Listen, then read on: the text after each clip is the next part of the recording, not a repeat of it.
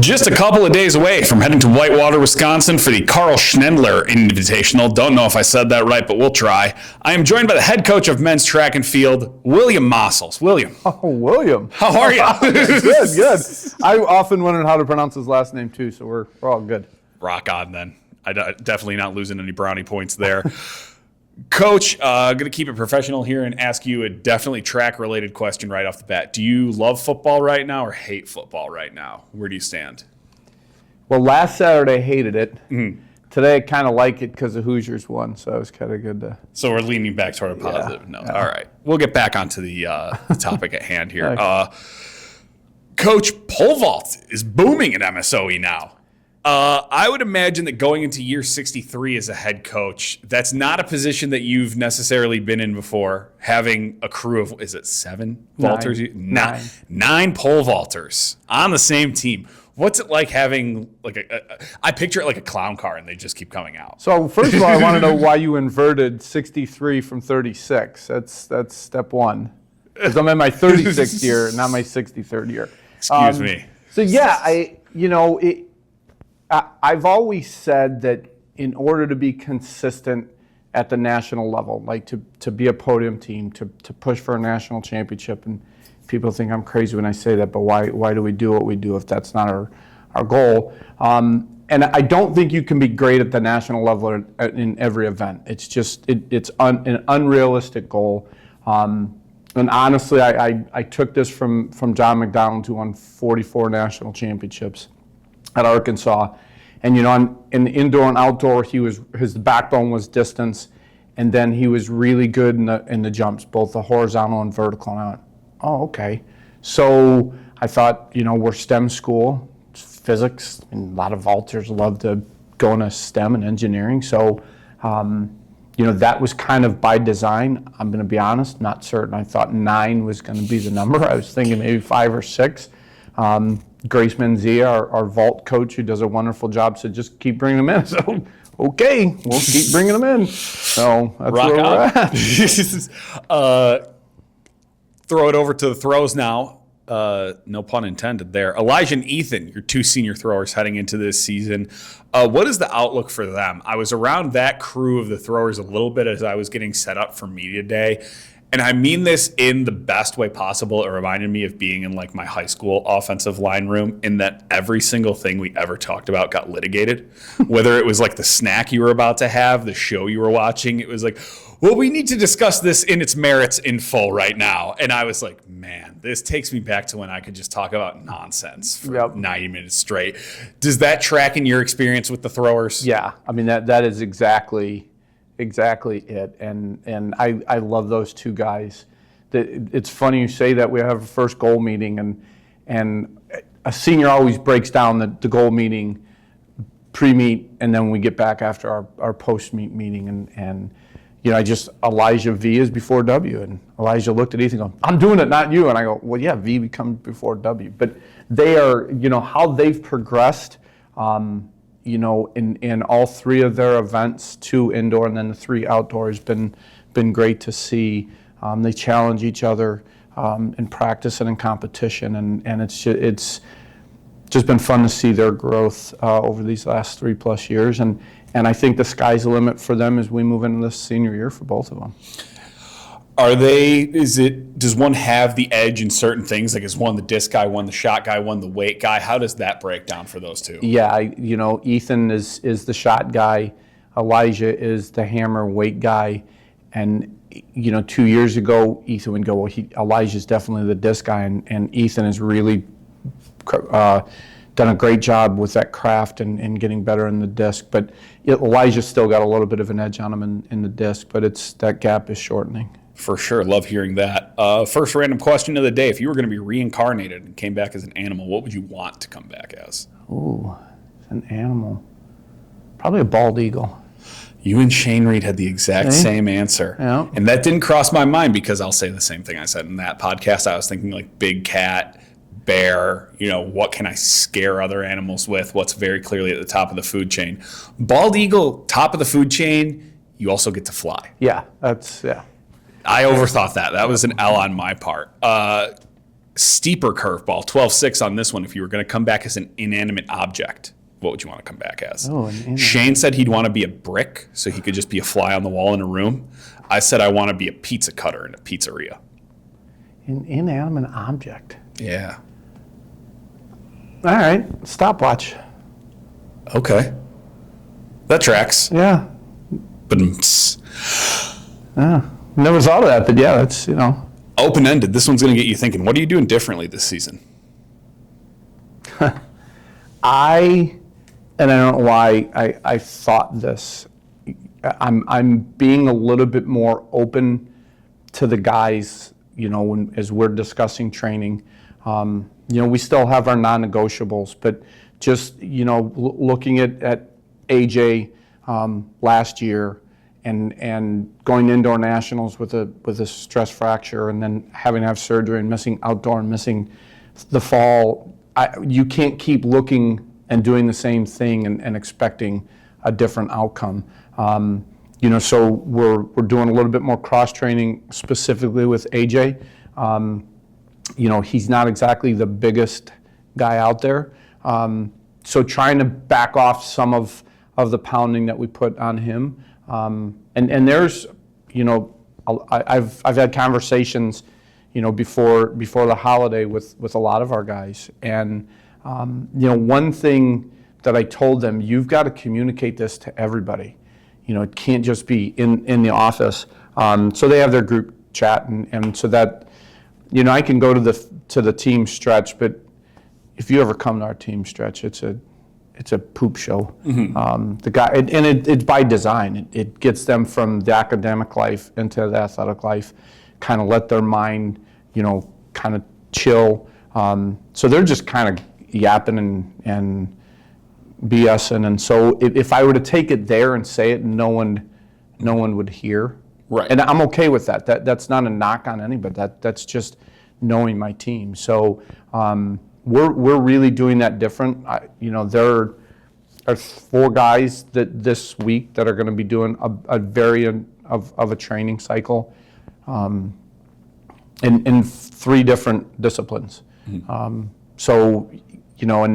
And I equated that to Knight as we look at IU winning the national championship. Knight really didn't adjust, and it hurt him. Mm-hmm. Got him fired at IU, and so I'm not saying I'm Bobby Knight.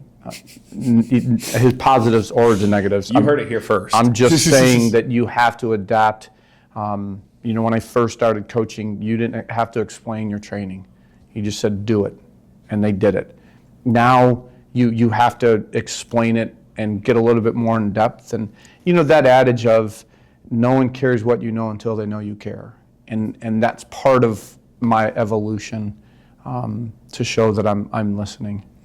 And you talked about, I don't know if that would be the pathos or the ethos. I never took Greek. But do you think part of that for you this season is having a little bit less on your plate and having that awareness? Because I feel like when you have so much on your plate, you're just sustaining. You know what you know, and you're trying to sustain. You're just trying to get through the next day. Whereas when you have a little bit less on your plate, you're presented something new, and you can actually breathe. You can digest it, and you can handle it. Would you credit some of that to? For sure. I mean, there were many days over the last couple of years that I was just staying afloat. Mm-hmm. And now that as Dr. Vallon and I talked when I made the decision to step down, that was the biggest reason. Was I wasn't giving enough attention to the guys, and that was unfair to them, and it was unfair to me. And so, I feel like now I can breathe. I can take a deep breath. The guys can come in and poke their head in, and hey, you got a minute. And fortunately, unfortunately, however you want to talk about it, there were days where I said, I have 30 seconds. Right. I don't have a full minute. Mm-hmm. Or walk with me to this meeting and let's talk. And, I'm going to digress or get off topic, but I've been an AD for, I think, 21 years, and I never applied for either one of them. So clearly, my love and passion is in the cross-country and track realm. For sure, and it's awesome to see you being able to pivot back into that full force. Coach, I know you're not a spring chicken. I know the gout has its way with you every once in a while.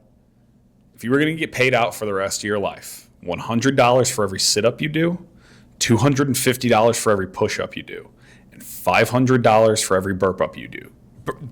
Burpee you do. You only get one. Only one of them pays out. What are you picking? I'm going burpee. It's $500. Okay. Shane went push-up. I went sit-up. Do you have any? That's just a gut reaction. It's $500. Shane thought push-up was the most bang for your buck as like an actual physical workout. I said I felt like I would quit my job and I would just train core, and that would sustain me. I think, like, how many sit-ups can you do in a day, over a week, over a month? Like, I'm doing all right. Burpees just suck and no one wants to do them. But that kind of tracks for you that you would just suck it up and do the $500 burpees. $500. Come on. You think I could do 5 sit-ups in the time it would take you to do one burpee, though? Oh, for sure. Like, we'd have to graph that out and see at what points do... Because I don't know if my arthritis in my couch, as soon as I land on that first burpee, I don't know if I'm going to go to the second one. Yeah, you might just have to make the most of one a day. Yeah. And that's... Yeah. Okay, all right. Yeah. It works. Coach, there's a lot of times where in the profession of athletics, maybe you're on the road, maybe you're getting home at a weird hour, maybe Teresa's already asleep or something, or maybe back in the day kids were already down and you're still too wired. You can't go to bed right away. You can't lay down, eyes wide. So you throw the TV on at 11 o'clock at night. Very rarely is anything on. Do you have a pick, like a go-to for, hey, there's nothing on TV, what are you throwing on? Is it like a shitty 80s cop show? Excuse me, I'll have to bleep that one. Slipping up as we get in the new year here. Is it the Food Network? Is it just the news? Is it an old Western? What is I need to decompress from work and I can't just go to bed outright. How do you do it? So it would be one of two things.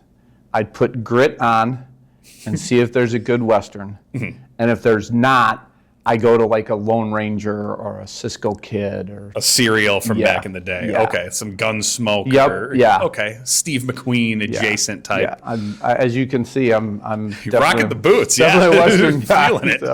So. Coach, you brought it up briefly when we talked about you taking a little bit less off your plate. Didn't get a chance to talk about this last time I think I sat down with you, but going to be a grandparent. Yeah. What are you looking forward to most about that? Oh man, most forward to that. Is it the newfound appreciation from your daughter and son-in-law? Is it like what the? Yeah, honestly, I feel like as a dad, I wasn't there for my kids because my career and sure.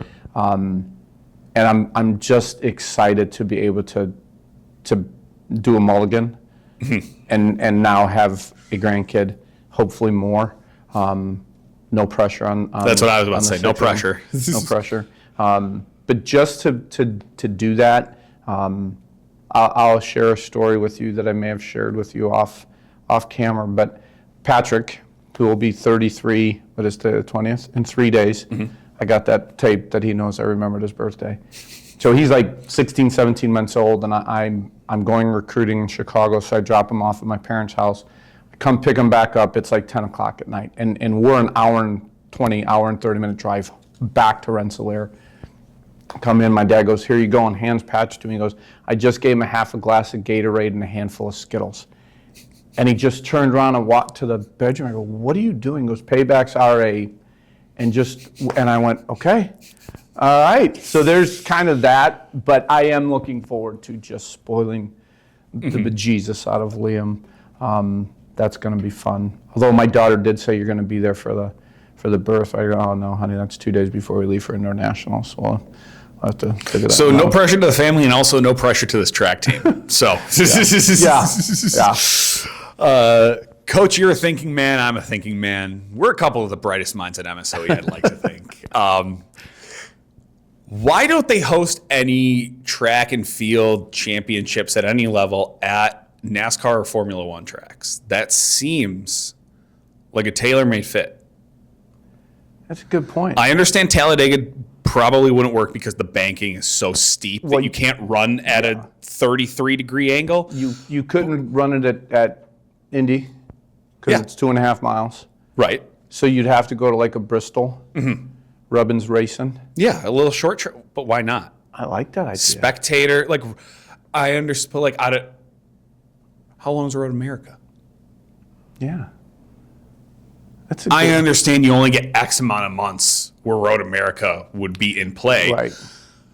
But I just feel like that's a missed opportunity for the We sporting may have world. to, reach out to someone at the NCAA and have a discussion with them about this. It's probably because that's two spheres that don't interact much. But I was thinking of that today, and well, you could pack the infield, you could pack the grandstands, you can do a lot. So we were at Charlotte, like 2010, and my good friend, Indianapolis's coach, and myself are big NASCAR fans, and we're, Memorial Day weekend. You drive Indy at noon, you drive Charlotte, go close 600 at, I'm going, there's no way. You got all these racing fans. And we looked at each other on Saturday at dinner after everything and went, okay, we were wrong. So I'm going to pitch that to some people at the NCAA. See what happens.